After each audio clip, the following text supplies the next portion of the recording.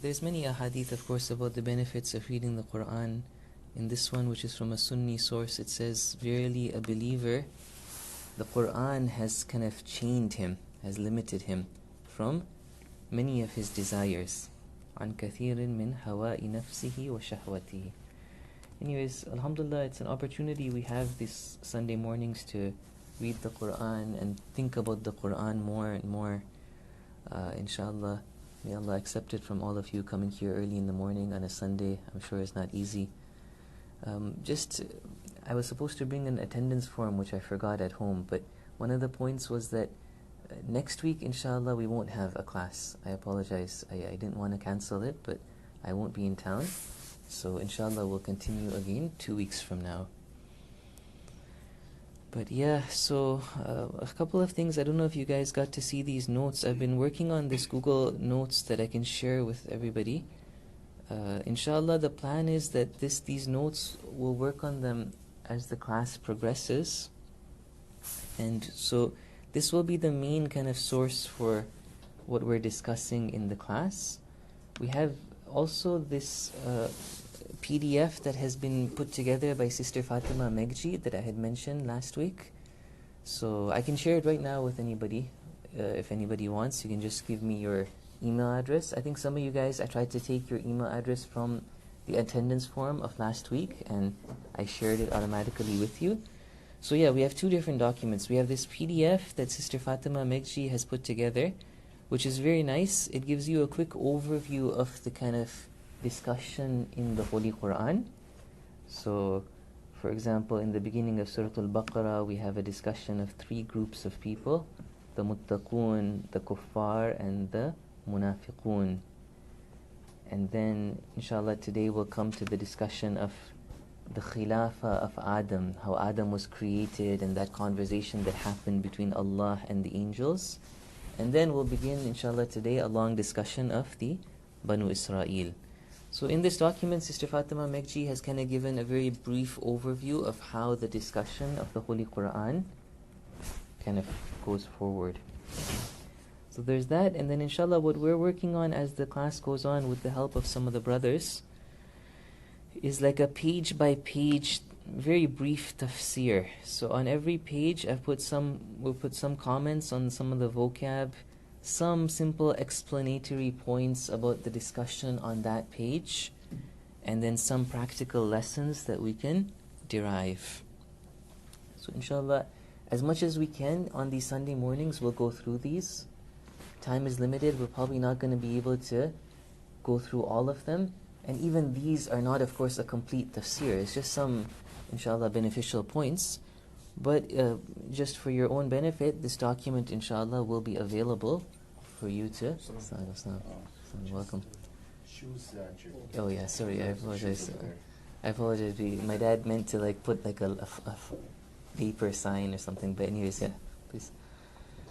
So yeah, just again I'll reiterate, the plan is inshallah to proceed with the page numbers of this famous print of the Holy Quran. So most of the Muslims around the world, they use this Quran to read the Holy Quran. The script is called the script of Uthman Taha.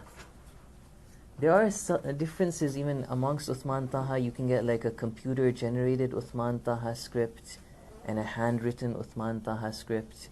But one of the common things about the Uthman Taha script is that the content that is on the page is this exact same from one version to another. And so the whole Quran has 604 pages. All of the juz's are 20 pages other than the first and the last. So the first juz is 21 pages, the last one is 23 pages, and all the other ones are exactly 20 pages.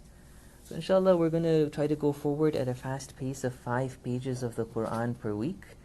As I was saying, we'll just go through whatever tafsiri points we can discuss in this 1 hour on Sunday morning, and then this Google document will be available for anybody else, for anybody or even other people who want to benefit from it. We can share it with them, and inshallah you can look at that yourself.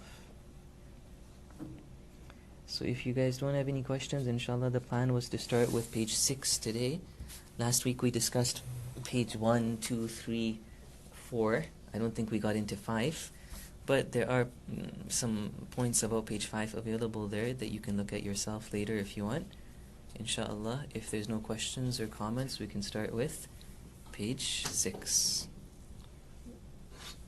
Any questions, comments? Welcome.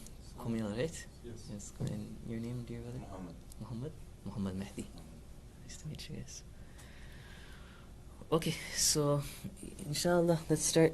Page 6 begins a discussion of Allah talking to the angels. One last point I wanted to make, just for your own understanding, is that the main sources that I'm looking at to prepare this, I put it at the beginning of this document, are these 2 books. Both of them are similar in a sense. They're very brief Farsi tafsirs, which the authors of these books have gone and read all those in-depth, huge tafsir like Al-Mizan and other tafsir, and in a very brief way they've put together some of the points. So I'm looking at that with the help of some brothers, like Ali Khoy is helping me.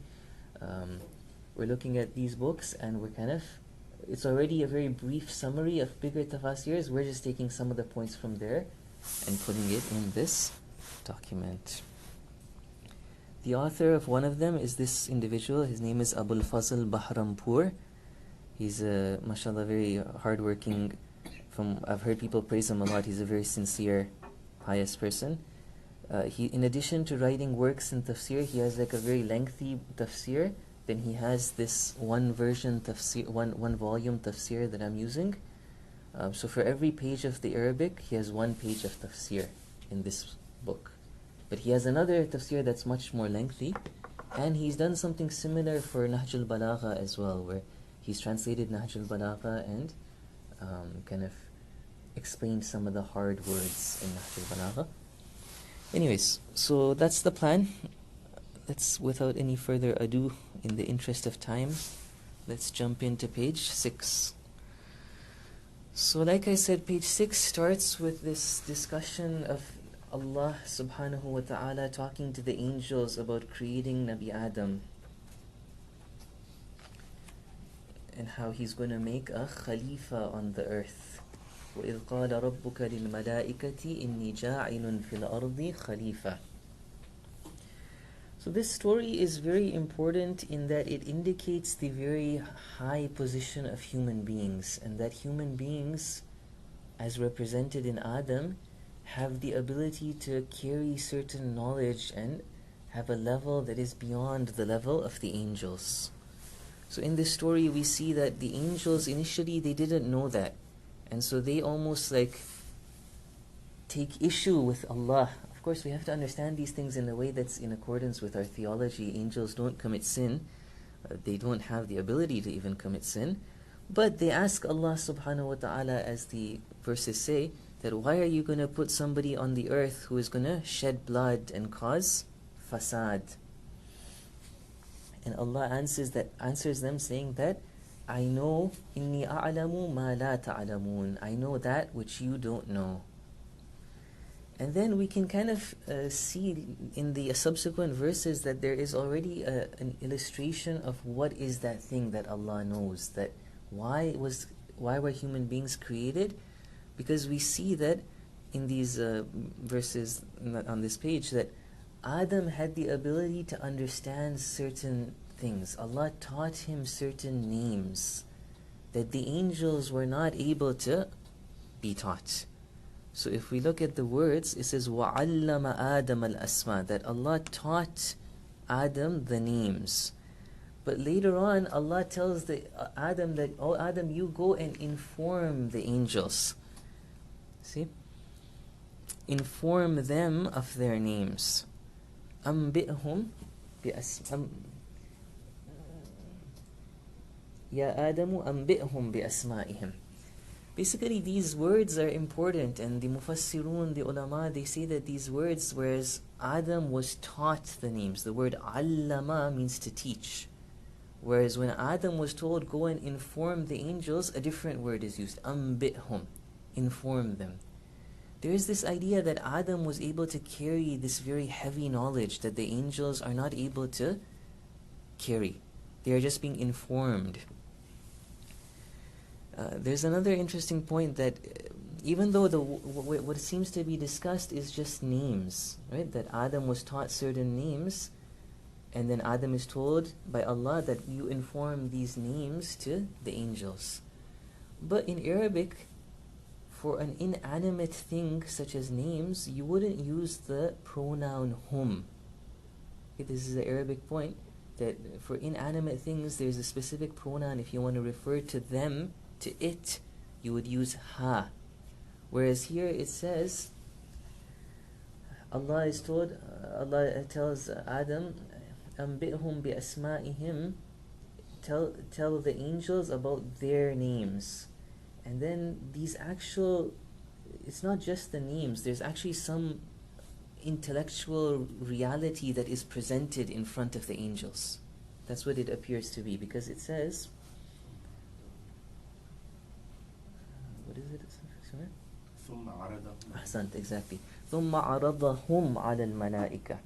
That after Allah taught Adam the names, these things, that the names are names of certain beings, and these beings are presented in front of the angels, and the angels admit that they don't know the knowledge of these beings.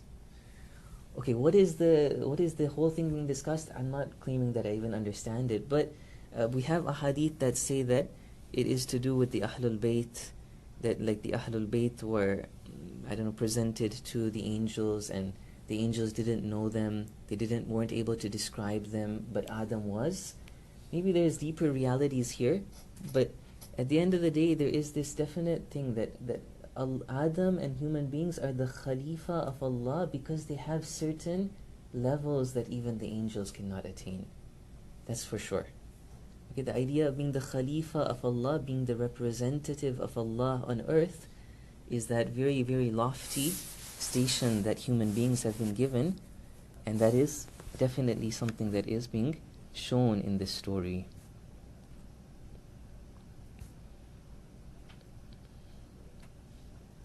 Yeah, so viceroy is this idea of Khalifa, and Khalifa is this idea of like a representative.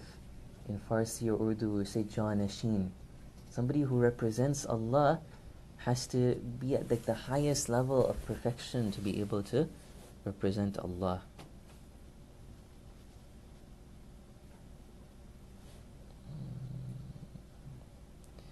Okay, so that was one discussion. Then there's this discussion about prostrating and how the angels are told to do sajda before Adam, and they all do so other than Iblis. Okay, one point is, of course, Iblis is not an angel, even though the apparent kind of wording of this verse would make you think that he is. We have another verse in Surah Kahf that says Iblis was from the jinn. But because of his worship, because of his lengthy worship and his high station, he was kind of in that gathering with the angels. Another interesting point is it says Aba wastakbara wa kana min al-kafirin. Okay, when it's describing how Iblis did not do sajda, it says what? It says that he refused and he acted out of arrogance. Wa kana min al-kafirin. Kana min al-kafirin means this like this idea that he was always from the kafirin. One of the points that some of the mufassirun take out of this is that it wasn't the case that just all of a sudden he disobeyed Allah. He had that arrogance and that kufr, that all those thousands of years that he was doing worship, we have in hadith that he did worship for 6,000 years. And then even that, like, it's not known what are those years, the years of this dunya or some other kind of account of years. But anyways, the idea was that he had that arrogance in him from beforehand. Okay, so these are some of the points to do with that story. There's linguistic points about what is tasbih. So the angels say that, why, oh Allah, why do you want to create Adam when we are here to do tasbih? So tasbih, what it means as opposed to taqdees, as opposed to dhikr. You guys can look into this yourselves. Okay, so then we move on to the story of Adam dwelling in paradise and eating from that tree.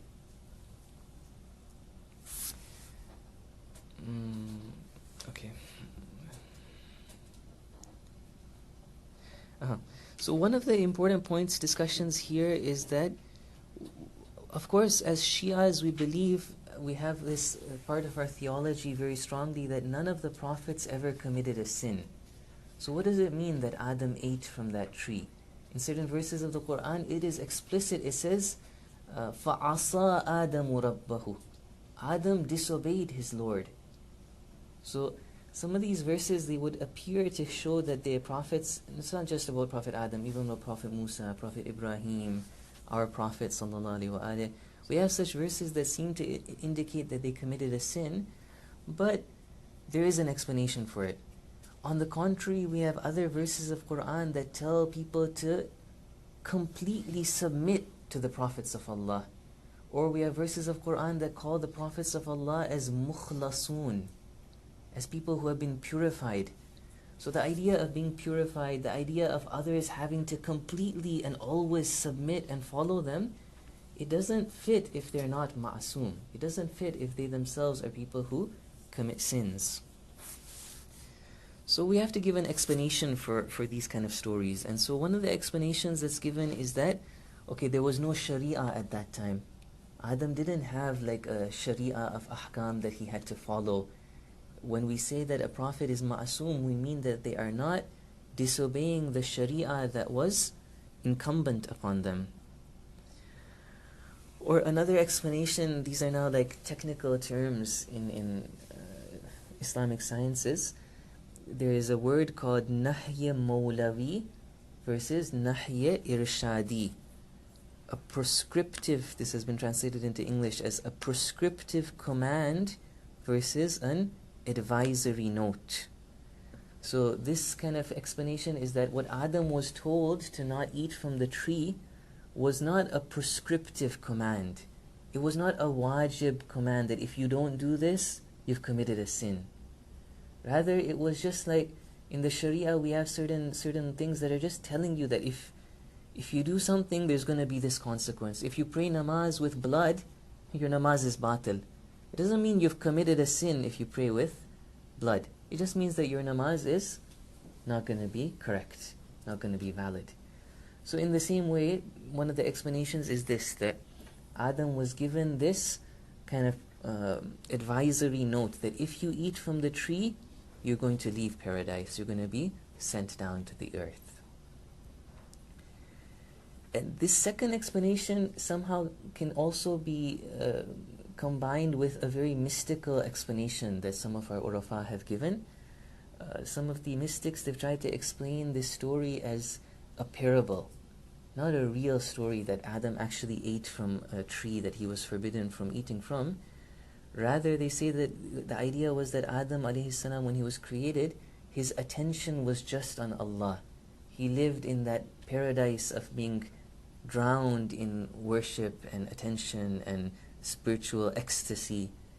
But the necessity of his physical body entailed that he had to somehow distract himself away from Allah to pertain to his needs, to eat food, to drink water, to take care of his body basically. And so by doing that, it was as if he left that bliss that he was in, that paradise that he was in.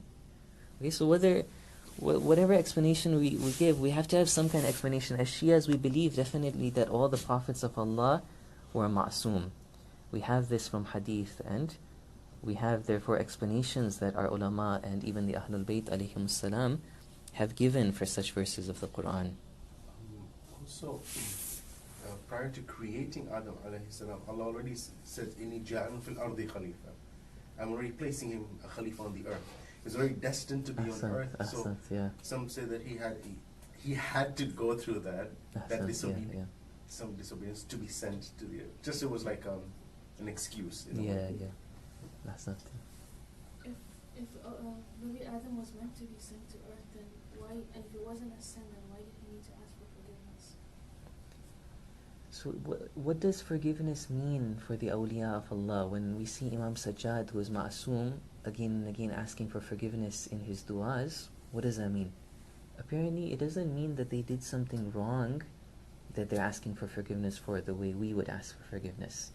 Rather, it's that This idea of how by taking care of other obligations that they had, maybe in a very subtle way that we can't even comprehend, they're somehow distant from Allah. They see themselves as being somehow distant and separated from Allah. So in order to go back towards Allah, they do istighfar. And so it doesn't have that meaning that, I did something wrong according to the Sharia.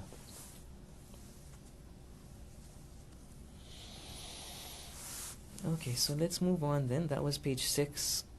Some of these lessons are really nice. Take a look at them yourself. I've taken them mostly from this book, which in turn, they have, like I said, they've compiled these books by looking at longer tafasir.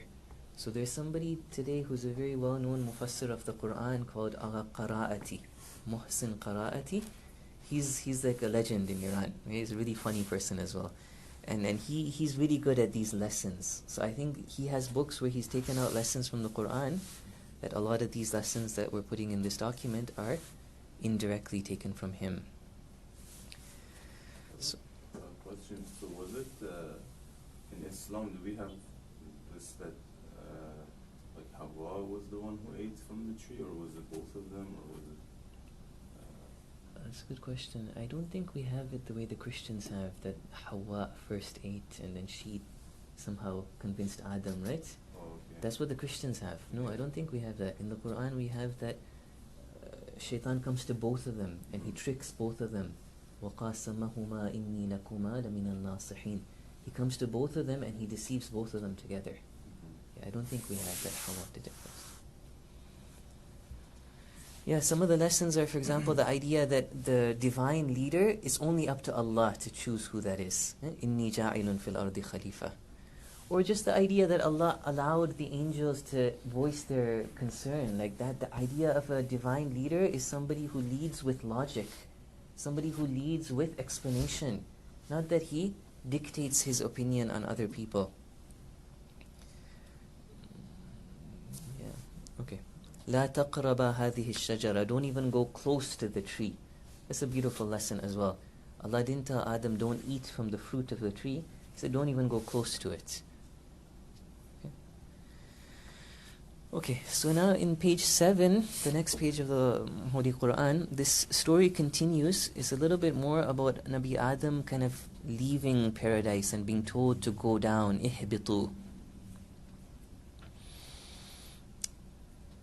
And then it's so there's an interesting point here that in these first 2 verses it kind of mentions the importance of following the religion and those people who, the benefit of those people who follow the religion versus the disbelievers. فَإِمَّا يَأْتِيَنَّكُم مِّنِّي هُدًى فَمَن تَبِعَ هُدَايَ فَلَا خَوْفٌ عَلَيْهِمْ وَلَا هُمْ يَحْزَنُونَ. Allah is telling Adam, okay, go down. Now that you've eaten from this tree, go down from paradise, go down into the earth, and know this, that in the earth, whoever follows my guidance, they're going to be at peace. There's not going to be any fear on them. As opposed to وَالَّذِينَ كَفَرُوا وَكَذَّبُوا بِآيَاتِنَا, those people who disbelieve, they're going to go to the fire of hell. And so basically there was an explanation I saw that why does these verses come right here. Apparently as Adam left paradise, he was in a state of fear. That okay, in paradise Shaitan deceived me. What's my hope in the earth?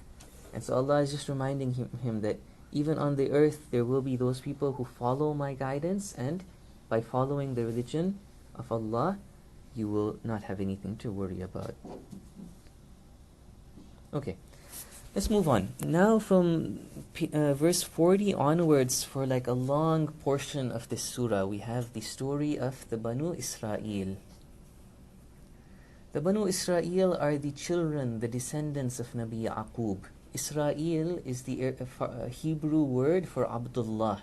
It was the name of Yaqub, Israel. Okay? So for about 100 verses starting from 40, there are discussions pertaining to the Jews, the children of Israel, that are mentioned in this surah.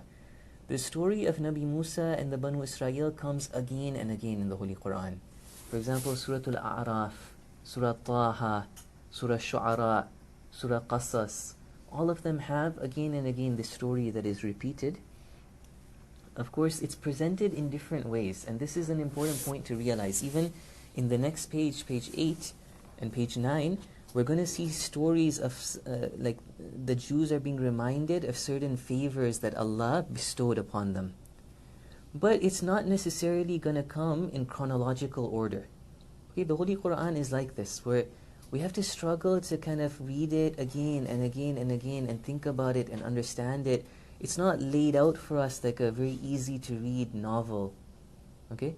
And so even the story of the Banu Israel, at times there are certain details in one surah that are not mentioned in another surah. And even the order is not going to be the same, or the historical order.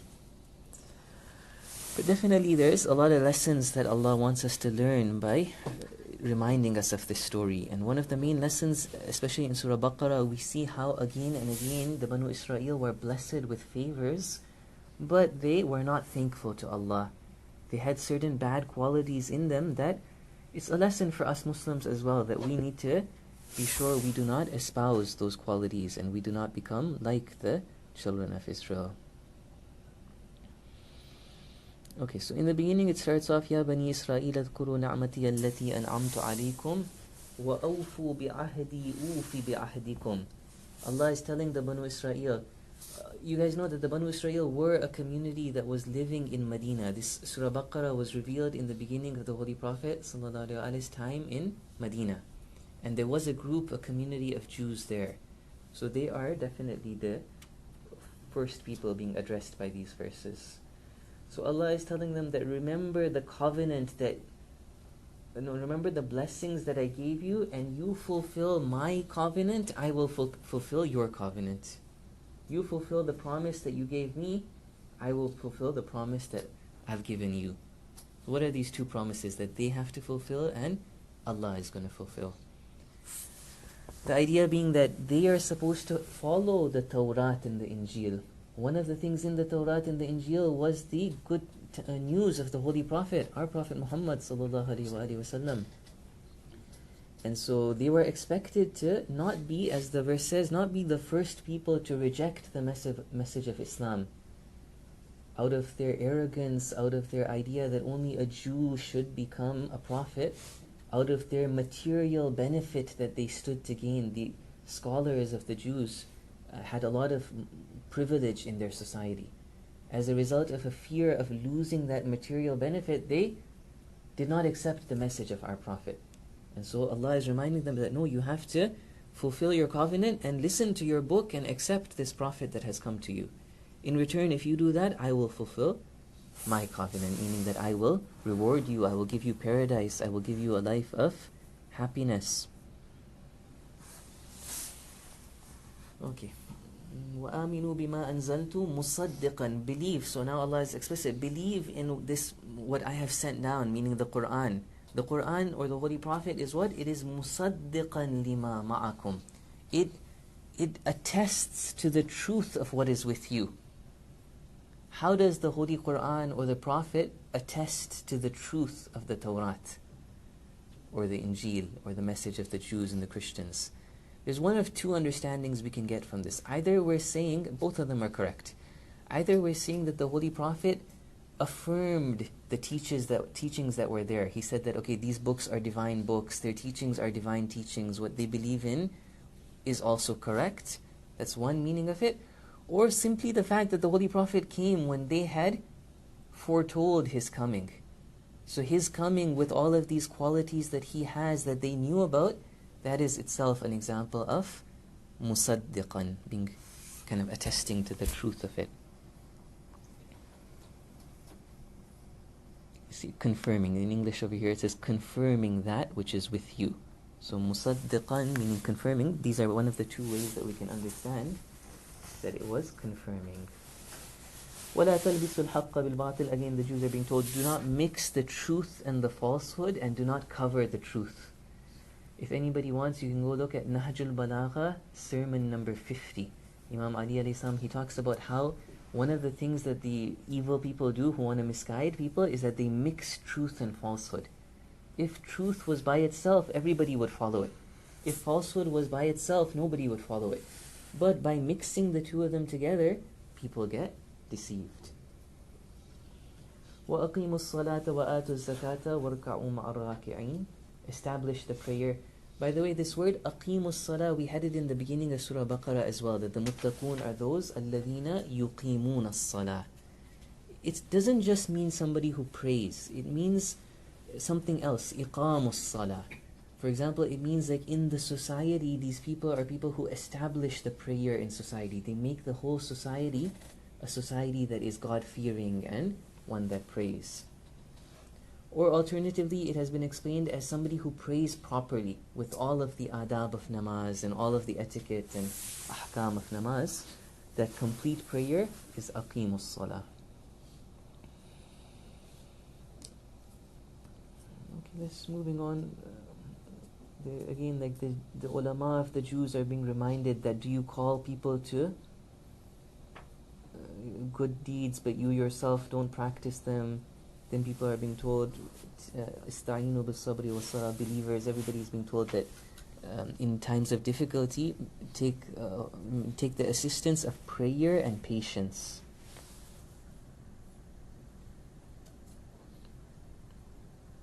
Yeah, see, and take recourse in prayer and patience. I guess this is the nature of the Quran. It's saying one thing to the Jews and then it's making one kind of akhlaqi statement, one kind of beautiful reminder for everybody about the importance of prayer and patience. Then again there's an address to the Jews that remember the blessings that I gave you. I favored you over all nations. You guys know the story of how basically Nabi Ibrahim and his children, they lived in Palestine, right? And then I'm sure you guys have even probably watched that movie of Yusuf alayhi salam. So at the time of Nabi Yusuf, who was like the great grandchild of Ibrahim, Yusuf and all of his family, they moved to Egypt. He settled his family in Egypt and he had all those brothers and their children became the Banu Israel, who were a huge sizable community in Egypt. And generations later was when Nabi Musa alayhi salam came. And so Nabi Musa, at that time, the Jews were there in Egypt, and of course you all know they were very oppressed by the Copts. The Fir'aun, the Coptic people were in charge of that society, and the Jews lived there as an oppressed minority. And then when finally the Fir'aun was drowned, as we're going to come to the story, when Musa alayhi salam took the Jews away and the Fir'aun was drowned in the water, they were supposed to go back to Palestine at that time. But there's maybe an indication to it in the next page, but the story itself comes in Surah Al-A'raf, I think, or other verses of the Holy Quran, where they basically refuse to go fight. They're told, no, Surah Ma'idah, they're told that, okay, you have to go to Jerusalem and like fight the people there, but they refuse. The Banu Israel, they tell Musa, no, you and your Lord go and fight. We're just going to sit down. And so as a punishment, for 40 years, they are made to wander in the Sinai desert. The Sinai desert is in like the northeast of Egypt. Okay, so it's like on the way maybe to Palestine. But for 40 years, those 40 years, I think Nabi Musa alayhi salam passed away, and under the successor of Nabi Musa, Yusha bin Nun, they actually then enter Palestine. And after those 40 years have passed, the kingdom of the Jews is established in Palestine. So in that kind of episode, there are a lot of stories now that there's going to be an indication of in this next page. But yeah, basically the Jews were a community that was favored in that so many prophets were sent to them, so many miracles of Allah were shown to them. So perhaps that's why Allah is saying, remember my blessing which I bestowed upon you, and that I gave you an advantage over all the nations. Then in the last verse of this page 7, there's a point about shafa'ah, that beware of that day. The Jews are being told that on the day of judgment, be careful that on the day of judgment, shafa'ah of nobody will be accepted. Does that mean that there's no idea of shafa'ah in Islam? وَاتَّقُوا يَوْمًا لَا تَجْزِي نَفْسٌ عَنْ نَفْسٍ شَيْئًا. Allah says that be careful of that day, the day of judgment, when nobody will avail anybody else. Nobody will be able to help anybody else. وَلَا يُقْبَلُ مِنْهَا شَفَاعَةٌ. No shafa'ah, no intercession will be accepted. وَلَا يُؤْخَذُ مِنْهَا عَدْلٌ وَلَا هُمْ يُنصَرُونَ. Nor any ransom shall be received from it, nor will they be helped. No, that doesn't mean that there's no shafa'ah at all. We have other verses of Quran that say that there is shafa'ah for some people who Allah chooses. And the idea is that there's a wrong idea of shafa'ah that Allah is rejecting here. That party bazi, I don't know, just without deserving, you get to enter paradise when you didn't deserve it, or just like without any kind of rules, without any similarity between the person who's being interceded for and the person who is interceding. That is wrong. But the idea of the Ahlul Bayt or the Shuhada or these people doing shafa'at for other people who deserve that shafa'at, that is definitely there, and it's also there in the Holy Quran. For example, in Surah Taha, we have a verse that says, يَوْمَئِذٍ لَا تَنْفَعُ الشَّفَاعَةُ إِلَّا مَنْ أَذِنَ لَهُ الرَّحْمَنُ. That on that day of judgment there will be no intercession except for him whom Ar-Rahman allows. So such verses of the Quran we have to take in the context of the whole Quran and the teachings of the Ahlul Bayt. Doesn't mean that there's no shafa'ah at all. You guys are quiet. Any questions, comments? Feel free to.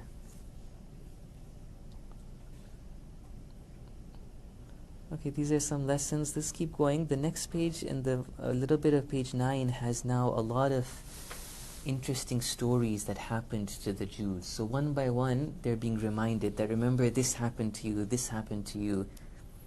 Like I said, it's not necessarily going to come in chronological order. Okay, so and some of the kind of historical overview that I just mentioned is important. That initially they refused to fight and they were made to wander in the desert. Initially when they left Egypt also they were hungry. Okay, so they didn't have food. This is going to be important as well. Allah gave them by a miracle some kinds of food. And then they still they refused. Apparently then afterwards this thing happened where they refused to fight. And they were punished and they were made to wander in the desert. Also, I guess even prior to all this was when Musa alayhi salam goes to the mountain of Tur, or the Mount Sinai. And he's supposed to go for 30 days, but it takes longer. He stays for 40 days, and he goes through a period of 40 days of purification, of ibadat, of going closer to Allah, at the end of which Allah reveals the Torah to him. Then he comes back to his community and he sees that his community has begun worshipping a golden calf. And he gets very angry with them. And there Allah tells him, or he tells them, definitely it's from Allah, that their punishment is that they have to kill one another. And so they begin to, they're actually at that time they're sorry for what they did. They begin to kill one another. And apparently we have in hadith that then they're told to stop, and God forgave all of them at that point. Those who killed were forgiven, and even those who were killed. Okay, so now we're kind of going through some of these stories here. It says in the beginning of page 8, remember when we delivered you from Pharaoh's clan. So the first thing that happened that we're being told about is how they were saved from Fir'aun. Again, this is the story that you all know about how Fir'aun was killing all the young children, all the boys of the Banu Israel. Apparently the Mufassirun say that he saw a dream where he saw fire coming from Jerusalem to Egypt, Fir'aun, and he saw that this fire is burning the houses of the Copts, but it's not touching the houses of the Banu Israel. So when he asked his magicians and his dream interpreters, what does that mean? They told him that it means that there's going to be a young boy from the Banu Israel who is going to overthrow you, who is going to change the religion of this country. And so in order to save himself, he started to slaughter all the sons of the Banu Israel. So initially Allah says, remember how we saved you from this very difficult punishment, this difficult test that you were going through. Then we parted the sea. You guys have maybe even seen that old film in Hollywood from 50 years ago. Yeah, 10 Commandments, where the water gets parted and then they go through, the Jews go through. So yeah, that's there in the Quran as well. We parted the sea for you, we delivered you, we drowned the Qawm of Fir'aun. And then there's this story about how we made an appointment with Musa for 40 nights. again in Surah A'raf, the 7th surah, it's there that it was supposed to be 30 nights, but it got وَوَعَدْنَا مُوسَى 30 لَيْلَةً فَأَتْمَمْنَاهَا بِعَشْرٍ. That it was supposed to initially be 30 nights, but it got extended for another 10 nights.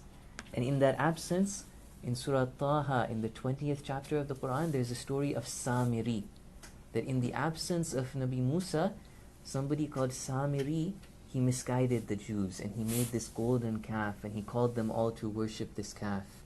And they left aside the religion of Nabi Musa, and in that short absence they started worshipping this calf. But still Allah forgave them for that. Okay, and we're going to come in a verse later, it's going to say what they had to do. But before that, it talks about Musa being given the Torah. Remember how the Kitab and the Furqan were given to you. It says...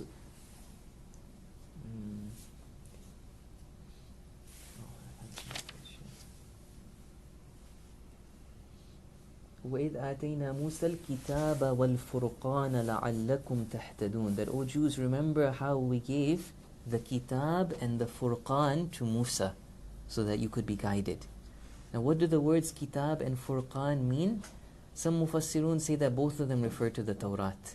Some say that the Kitab is the Tawrat and the Furqan is like all these miracles that he came with. Furqan is definitely a word used for the Holy Quran as well. They've translated it as criteria here, criterion. It has that meaning of like differentiating the truth from the falsehood. Okay, and then so now when they took up the calf for worship, they were told to kill each other. Their punishment was that if they want to be forgiven by Allah, they have to start killing one another. And so that's what this next verse says. And recall when Moses said to his people, O my people, you have indeed wronged yourselves by taking up the calf for worship. Now turn penitently to your Maker and slay the guilty among your folks. Okay, so that was one story. Then again... Sorry. Yeah. Is the guilty part, is that like an added thing? Yeah, it's not there. It's in the... فَتُوبُوا إِلَى بَارِئِكُمْ فَاقْتُلُوا أَنفُسَكُمْ. The Arabic just says kill one another. Or would it be implying to kill The guilty, ones, yeah. or is there like... I think... I guess all of them are guilty. Yeah, there might have been the case as well that all of them were guilty. What I saw was in these two simple tafasir, they were quoting hadith. I didn't go and look at those hadith. They were kind of summarizing what's there in the hadith. And there they said that we have a hadith that say that they were told to just start killing one another, and then the command came from Allah that stop. And those people who had been killed already were like all forgiven, and even those people who were left alive were forgiven. Yeah. Okay. Then there's another story that is mentioned in verse 55 that is also in Surah A'raf. In verse 155 of Surah 7, it's I think the same story in a little bit more detail. That Moses, Nabi Musa alayhi salam, there was a time where like he chose 70 people from the Yahud to go and talk to Allah, to go and basically listen to his conversation with Allah. But something happened that like they themselves wanted to see Allah, and basically there was like a lightning bolt that came and all of them were killed. Okay? The earthquake seized them, it says here in this English translation. أَخَذَتْهُمُ الرَّجْفَةُ. But basically that story is also what is being referred to here. That there were people who wanted to see Allah and then the thunderbolt seized them. I think the thunderbolt is correct, not earthquake. Anyways, it's another one of these stories that basically there was a group of 70 people who were killed in this way, and then Allah brought them back to life. So these are all different favors that Allah bestowed upon the Banu Israel that He's reminding them of. Now going back to when they first left Egypt, I said they were hungry, they didn't have food. There were a bunch of miracles that were given to them to help them at that stage. One of them was that in the heat of the desert, they were given clouds to kind of give them shade. وَظَلَّلْنَا عَلَيْكُمُ الْغَمَامِ. The other thing was the actual food they were given. They were given something called manna and salwa. What is this manna and salwa? Salwa apparently is the bird, quail, a kind of like very tasty meat bird that they would eat. As for manna, there's different apparently explanations of what it is, but some kind of syrup, some kind of honey, some kind of tasty food that they could eat apparently. Okay, so these are different kind of things that Allah is reminding them on page 7, or page 8 rather.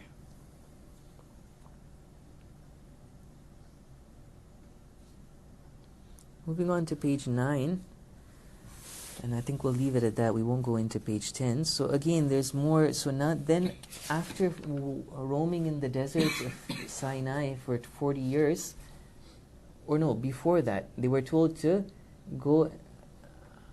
Yeah, I think this is before. Anyways, the idea is that they're told to go into a certain city. That city was the city of Jerusalem. That they were being taken to Palestine, and they were told that udkhulu hadhihi al-qaryah, and you'll be able to eat food there. You'll be like happy there. وَادْخُلُوا الْبَابَ سُجَّدًا وَقُولُوا حِطَّةٌ. Hittatun is like they're being told to ask for forgiveness. So Allah is telling them that enter this city and do sajda and ask for forgiveness. But again, they somehow made a mockery out of it, and instead of saying the word hitta, they said hinta. This is I was reading in these tafasir that again this is like another punishment that they were given, that they didn't enter that city of Jerusalem the way they were supposed to. They made a mockery of what Allah told them to do.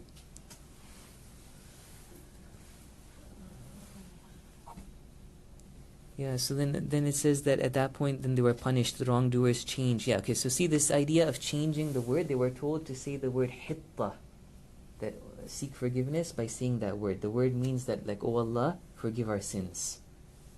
Instead, the wrongdoers changed the saying with other than what they were told. So they made a mockery out of it and they changed the word to another word. And so Allah punished them at that stage. That's one miracle. That's one punishment that they're being reminded of. Another miracle now that they're being reminded of is this time that they needed water. And again, maybe on that trip to Palestine, when they didn't have water, Allah told Musa that with your staff, hit at a stone. And all of a sudden 12 springs of water gushed forth. And there were 12 different tribes amongst the Jews. I think till now they have like a sharia that is very much dependent on the tribe that you're in, which are to do with like the sons of Yaqub alayhi salam. People who are from one tribe can be the ulama of their community. People who are from another tribe can be the king. Anyways, so yeah, that's another part of this page where it's just reminding the Jews about this blessing that they were given, this miracle that they were given. Then there's another also interesting story that they were complaining to Musa, despite getting that manna was salwa and that food that they were given, they were still not happy. And they were saying like, we can't just deal with this one kind of food. We want to have garlic and cucumbers and greens and lentils and onions. So then they're told that, go down into any city and get what you want. And then at the end it says in this long verse that they were struck with abasement and poverty, and they earned Allah's wrath. Why did this happen to them? That ضُرِبَتْ عَلَيْهِمُ الذِّلَّةُ وَالْمَسْكَنَةُ وَبَاءُوا بِغَضَبٍ مِّنَ اللَّهِ. They were like afflicted with the anger of Allah. Why was that? Because they were disbelieving in the signs of Allah and even killing the prophets of Allah. So this is now like not just about that one time with Musa. This is an overall kind of what happened to the Jews in a lengthy period of time. Over hundreds of years before Nabi Isa alayhi salam, many prophets of Allah were sent to them. But either they killed them, or at times they somehow got them into the prophets, they gave the prophets a lot of difficulty that led to the prophets at times even being killed by other people. Okay? So the point is that these are all a lesson for the Muslims as well, that when we have been given so many favors by Allah, we have to thank Allah and do what is expected to us and give thanks for those favors of Allah. What is the one kind of food that they didn't want to put up Manna was salwa, I think, yeah. So there's actually two kinds, but the idea being it was just like, no, it wasn't a change, it was just one thing. Okay, the last point I'll make is to do with page 10. The very beginning of page 10 has a verse that seems to indicate religious pluralism. Okay, that Christians, Jews, Sabians, they'll all go to paradise. But it's not that simple. We'll just leave it at that, at the end of the day, we want to, inshallah, take this opportunity to read the Quran, think about it, but we can't rush to a conclusion when we see a verse. We have to understand Islam based on the teachings of the Ahlul Bayt, based on the struggle of our ulama who have learned the Quran, the Hadith, and passed this religion on to us today. And nobody says it that simply, that you can follow. Today in the year 2022, anybody is free to follow Christianity, Judaism, and you'll go to paradise. That's not what this verse is saying. We have other verses of Quran that say that the only religion is Islam. وَإِنَّ الدِّينَ عِنْدَ اللَّهِ الْإِسْلَامِ وَمَنْ يَبْتَغِي غَيْرَ الْإِسْلَامَ دِينًا فَلَنْ يُقْبَلَ مِنْهُ. So this verse is indicating something else. Maybe the verse is saying that at that time when that religion was the religion of Allah, the followers of that religion who followed it properly will go to paradise. Or maybe it's saying, like, this verse is overall, it's more emphasizing the idea of action. That simple belief is not enough. That you need to act righteously, as I've highlighted right here. But anyways, the point is that we shouldn't, try to impose ideas on the Quran and say that, okay, today in this secular society we have these secular values of pluralism. Look, this is in the Quran. I want to quote this verse of the Quran and say that Islam advocates religious pluralism. Anyways, وصلى الله على محمد وآله الطيبين الطاهرين.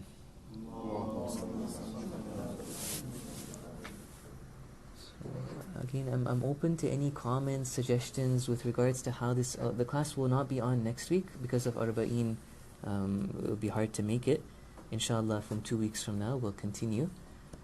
But yeah, what I had in mind was this, that as much as possible, I'll try to prepare this document, and you dear brothers and sisters can look at the document beforehand. If I'm preparing last minute, as is very likely I will be preparing last minute, even afterwards you can go back and look at the previous pages we discussed. And in the class, I'll just, as much as I can, share points from the document. Is it live, the document that you sent? It wasn't updated with the notes that you had. I did it. I was working on it like yesterday and this morning and stuff. Yeah. It's an ongoing project that we're working on. But yeah, anybody who doesn't have access to it can give me their email address even right now, and I can share it with them. There is this document, and there is what Sister Fatima Megji has done. The PDF you have not shared yet, right? I can share that as well. Yeah, I will, inshallah. What I'll do, I put it all in a folder, so I'll just share the folder with all the students, inshallah. So is that the PDF one you just showed? Is that the same content as the others? No, it's different. This has been done by somebody called Sister Fatima Megji in Vancouver. It's a very brief overview. It doesn't follow page by page. It's more like, you just look like verses 1 to 20 have this discussion, verses 21 to... She has done the whole Quran like this. Inshallah. Okay. That's it. I'm around if anybody has any questions or comments. Otherwise, we're done.